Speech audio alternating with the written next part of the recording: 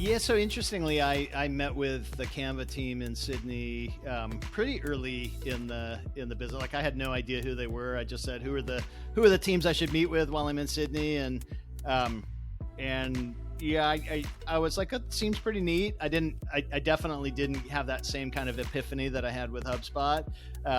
But then, a couple of years later, maybe 3 years later, my kids it said to me, "Hey, Dad, have you checked out the product Canva?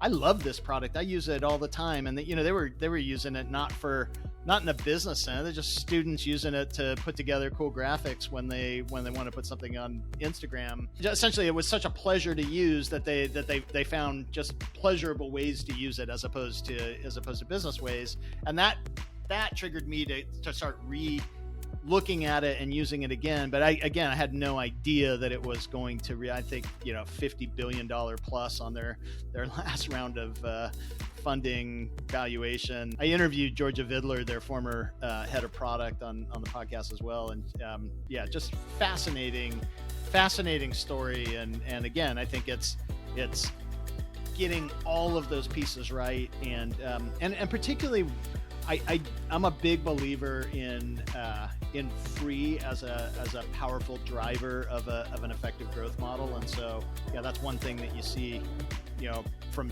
Dropbox to them. And I think sometimes it's going to be usage based, sometimes it's going to be there's some other things. Like in my case, I upgraded to Canva's Premium when there were just like a few features that I wanted access to that I didn't have in the free. And again, it's one of those things that I'm actually a pretty like tight spender. If I can get away using something for free, I'm gonna generally do the thing for free. But when you get so much value from something like with Canva, it's just like, I'm gonna give these guys the benefit of the doubt that what's behind that paywall is probably totally worth it. And then and you go in there, and if it's not differentiated enough, not enough incremental value, then maybe I'll go back to the free version. But I think that's one of the arts of getting it right, is where do you draw that line? Is it usage based? Is it feature based? Is it a combination?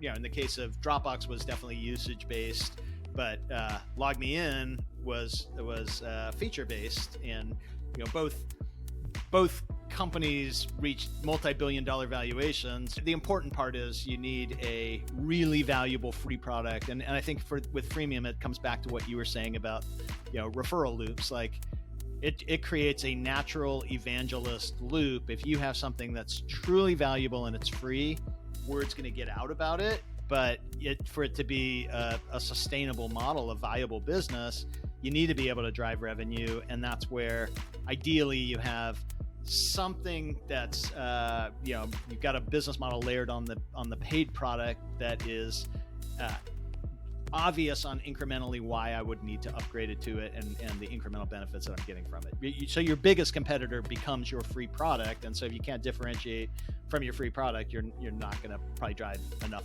upgrades to make an interesting business.